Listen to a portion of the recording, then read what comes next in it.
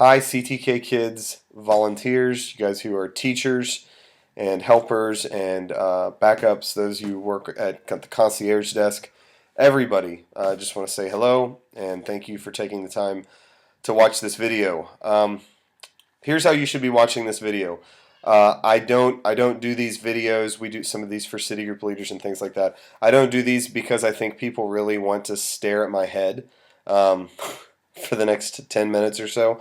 I do them because it's a very efficient way of getting a lot of information, a lot of important information out without all of us having to be in the same room together. And I think that the videos are best watched if you pull up the notes that are attached to this posting on the city and you actually read through the notes as I talk through the notes rather than watching me read through the notes. So take a second, pull up the document that we posted on the city along with this video link, and I'm just going to walk through some scheduling changes that we have going on in CTK Kids starting in January and going forward. You may be wondering on the front end like why I'm the person delivering this news. Well, long story short, this is explained in the letter on the first page a little bit, but as elders, we've just seen an increasing need for there to be pastoral oversight in our kids ministry, and it's not because of the inefficiencies of the people who have been serving in this capacity up to this point necessarily, so much as it is just the need for there to be more oversight, more involvement, not just administratively, but pastorally, like thinking ahead and seeing our kids ministry as more than just something that happens on Sunday morning. If that was ever going to happen, we needed a pastor to be involved. So I don't want you to think that I drew the short straw on this one or anything. I actually want to do this, and my plan is to be here indefinitely, be here long term. I'm looking forward to serving our kids and families. So we have tried to diagnose what the most important needs are to make some changes to the way things run on Sundays with kids ministry. And the first thing we all agreed that needed to be dealt with was our scheduling. I want to thank people like Megan DeMott and Megan Cooper and Laura Reynolds, particularly with scheduling. Megan DeMott, who has been doing this for about a year now, just kind of keeping the ball rolling and making sure everything gets done. We're going to be taking this off of her plate, and I just want to walk through the changes that are being made. So this is where I'll pick up the notes. Again, I would suggest pulling those notes up and looking at them as I go through them, because that's exactly what I'm going to do, is go straight through the notes here. We're going to be changing pretty much everything about the way that we do scheduling. That's number one. Number two, these changes are going to be to accommodate a growing ministry. Pretty much right now, all of our parents attend the 9 a.m. service for the most part, and we have to find ways to spread that out and offer more during the 11 a.m. and the 5 p.m. And the 5 p.m. will be the next hill we really try to climb in regards to more kids offerings. We're at maximum capacity for our space.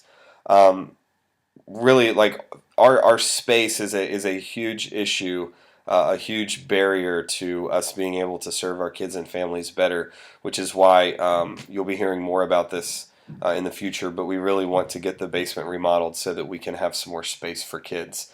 If I could draw your attention to the table that just starts out by saying, here is a simple table illustrating the old system and the new system for scheduling. So under the old system, Megan DeMott was the person who was doing the scheduling, and now Ryan Miller is going to be the scheduling person.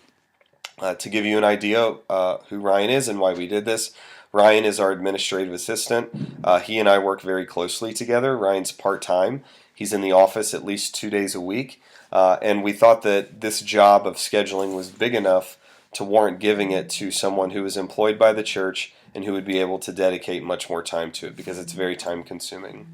Number two, the schedule is made quarterly or monthly. This is the old way of doing things. And now we're going to be scheduling people 2 to 3 weeks out in advance and always rolling new schedules out continuously. So we know that it's hard to anticipate changes in your schedule a quarter or a month in advance.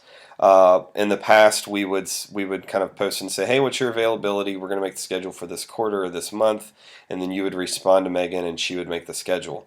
It's not going to be that way anymore. Instead, we're always going to be rolling things out 2 to 3 weeks in advance, giving you the best idea of what you're going to have going on so that you know whether you can accept or decline a schedule.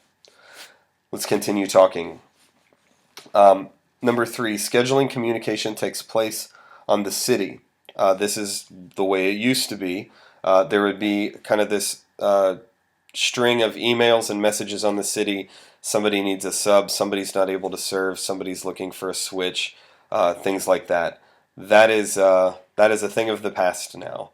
We're going to be moving to scheduling all of our doing all of our scheduling and communication on a tool that the church uses called Planning Center.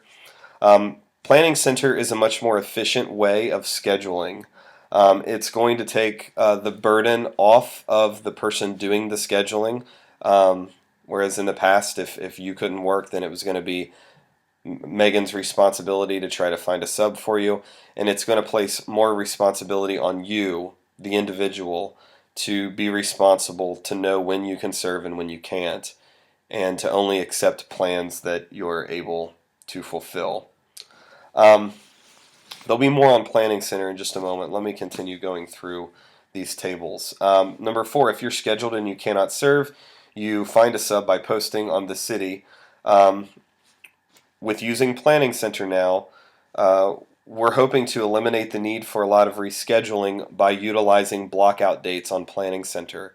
So we'll talk more about this in a second, but basically it's your responsibility to put your own blockout dates in Planning Center so that Ryan knows not to schedule you, and that should cut down on a lot of the need for subs right there. In the event that there is a change needed, for example, and right now I'm in new scheduling system number 4 on the table. In the event of a change, for example, the week that you're scheduled, you need to use the call list to find your class, to find a replacement for your class and notify Ryan Miller. Do not decline previously accepted schedules with less than a week's notice. So here's what this is. On Planning Center, you're going to say you're going to accept a plan, and about a week out, you find out you're going to be out of town, work related, something, it's out of your control. Well, what should you do? We are going to publish, and this is attached to this video and post. You are going to reference the call list for your class, and you're going to find somebody by calling them to replace them. We didn't put email addresses on this list on purpose, and we're not going to allow you to post on the city to find this person. Phone call is a direct way of you confirming with another person, yes, you're able to serve for me. Thank you for filling in. Something came up last minute. So that's what you would need to do if around a week out, you know that you're not going to be able to fulfill something you previously agreed to. Finally, in the event of emergency, and you can't find a sub from your class list, so 24 hours or so the weekend of the Sunday you're supposed to serve, you get sick and you can't serve, a family member dies, you get called into work, it's out of your control, then you would try to use the call list still, but if it's just too much last minute, Sunday morning you find out you're sick, you can't come, we will have an on-call person as a last resort. We'll be scheduling on-call people from now on too. We'll get back to more of those kind of nuts and bolts in a second, but number 5, we overschedule adults to ensure enough coverage. This is the way we've done it in the past, so there would be weeks where you guys had too many people back there, and we would, here in the past few weeks, I've been letting people leave early, say, hey, we don't need you, you can go. Well, we're going to schedule a little bit different. We're going to schedule at ratios, which means especially with the younger kids, if you work in the baby room or in the toddler room, we will be scheduling fewer people in both of those rooms. If that causes you to be a little apprehensive and you're thinking, well, wait, the last time I was there it was bananas and we didn't have enough adults, We will have a backup person, an on-call person still, but we won't utilize that person unless we have to. Kind of going along with this, our policy has always been that nobody can serve alone with children. I've talked with some ladies and some mothers and other volunteers about this, and we're in the process of changing our handbook so that in the baby room in particular, if necessary, a mother who is comfortable being alone with one or two or three children could potentially serve with 1 to 3 kids by herself. So what that does again is that eliminates the need for us to schedule an additional person. And because we're trying to add kids to other services with a limited amount of volunteers, we have to be careful to make sure we're scheduling as lean as possible. Bottom of the first page, many of you are familiar with Planning Center. I've already referenced this. Well, let me back up. I almost forgot number 7. In the past, we've said arrival time is 8:30. I know that hardly any of you show up at 8:30, and I get it. It's difficult. Okay.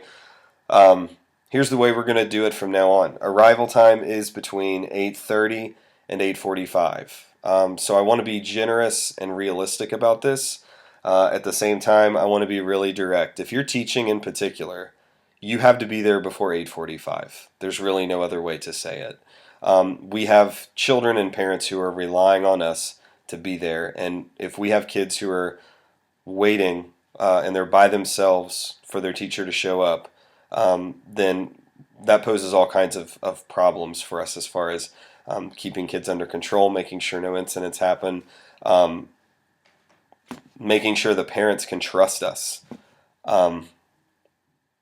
We have to show up on time, folks. So if you're an 8:55 person, you're going to have to make it an 8:45 person.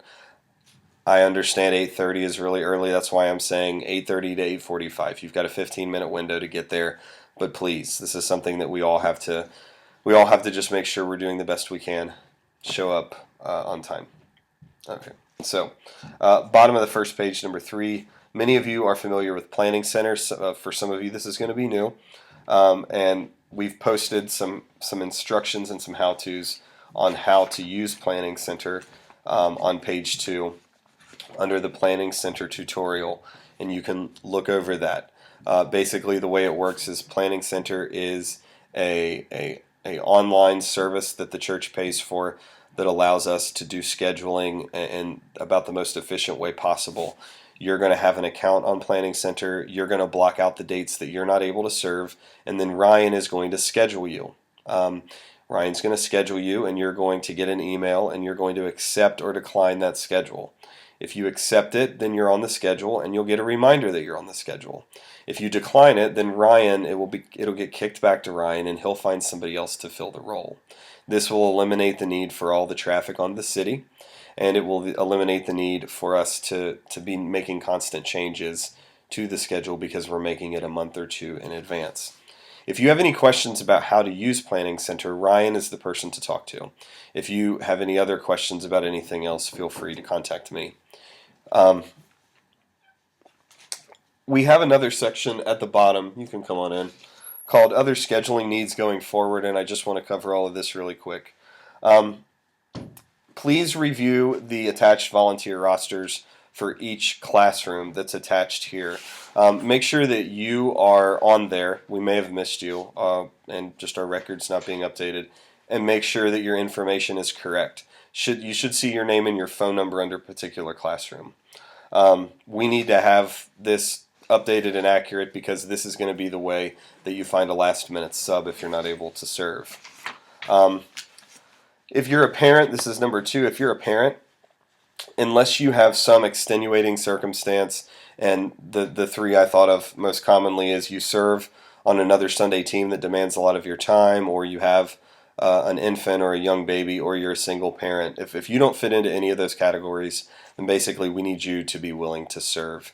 If you haven't been on the schedule for a while and you're hearing this, then contact Ryan so that he knows he can put you on the schedule regularly. If you're a father, and you've probably heard me say this too, if you're a dad, I'm asking you to consider taking an active role in teaching our preschool class. I know that many of you don't have preschoolers yet, so you can practice on other people's kids, I guess is the best way to say that. But as dads, we have a responsibility to teach our children. And I want to thank, we've got a couple of male volunteers who serve back there right now, but we actually have no dads who are serving in teaching roles. And that's something that I want to see change very, very soon. Going to number four. As I've talked with parents, I think the most attractive time for us to begin trying to have kids next is the 5 p.m. service. So my hope is to have kids going at the 5 by around February.